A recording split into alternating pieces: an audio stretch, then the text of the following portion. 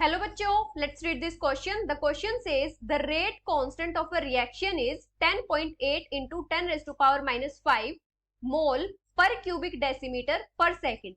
The order of the reaction is, and the options are 0, 1, 2 and 3.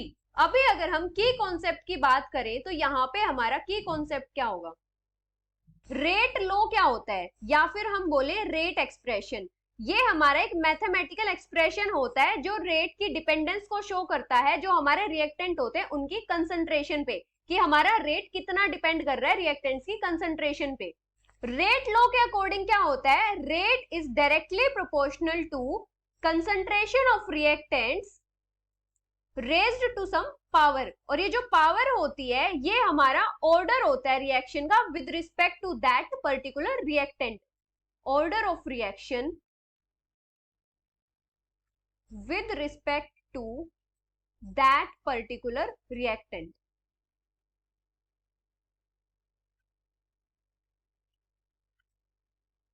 अभी हम इसको क्या लिख सकते हैं? Rate equals to K into concentration raise to power N.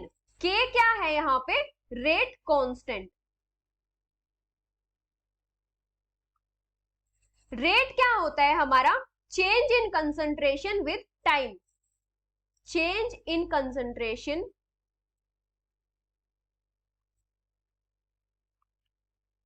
With time, मतलब टाइम के साथ रिएक्टेंट या प्रोडक्ट की कंसंट्रेशन में कितना चेंज आ रहा है. इसको हम क्या लिख सकते हैं? Concentration upon time. ये कितना हो जाएगा? Equals to K into concentration की पावर N. हमारे पास क्या है? Concentration upon time equals to K into concentration raise to power N. N हमारा ऑर्डर है. अब यहां से अगर हम K की वैल्यू फाइंड आउट करें तो क्या वैल्यू आ जाएगी? Concentration upon time into concentration raise to power N. ये हमारा इधर चला जाएगा. अभी यहाँ पे क्या है कि अगर कंसंट्रेशन टर्म ऊपर जाएगी तो ये हमारी माइनस में चली जाएगी. K equals to concentration 1 minus N divided by time. Time को हम मेजर करते हैं मेनली सेकंड्स में, और जो कंसंट्रेशन होती है हमारी वो हमारी क्या होती है? मोल पर लीटर. और जो लीटर होता है वो हमारा किसके इक्वल होता है? 1 litre equals to 1 decimetre cube के इक्वल होता है. तो यहां से हम क्या लिख सकते हैं? K इक्वल्स टू मोल पर litre raise to power 1 minus N. और टाइम का इनवर्स ऊपर चला जाएगा तो -1 हो जाएगा. अभी लीटर हमारा क्या था? 1 litre equals to 1 decimetre cube.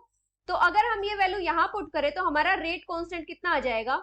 मोल पर cubic decimetre raise to power 1 minus N into time का इनवर्स.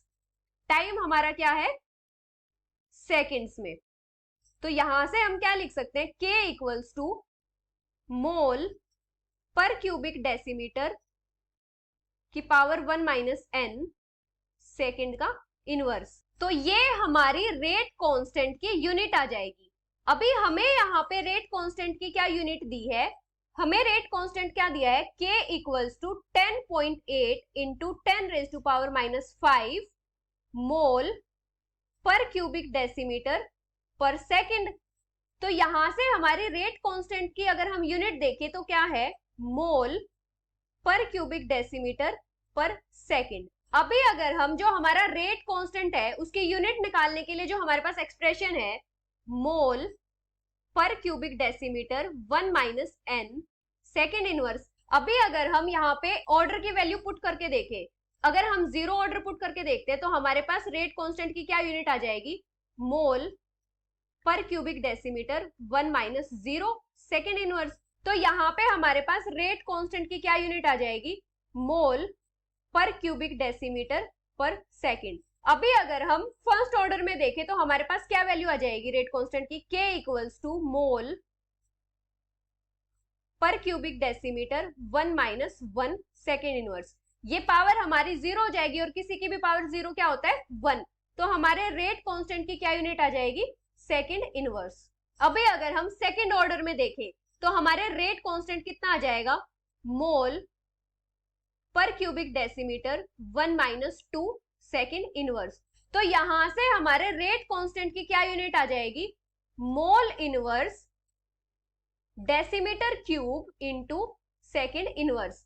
अभी अगर हम थर्ड ऑर्डर के लिए देखें तो हमारे पास रेट कांस्टेंट की क्या यूनिट आएगी मोल इंटू पर क्यूबिक डेसीमीटर 1 - 3 सेकंड इनवर्स।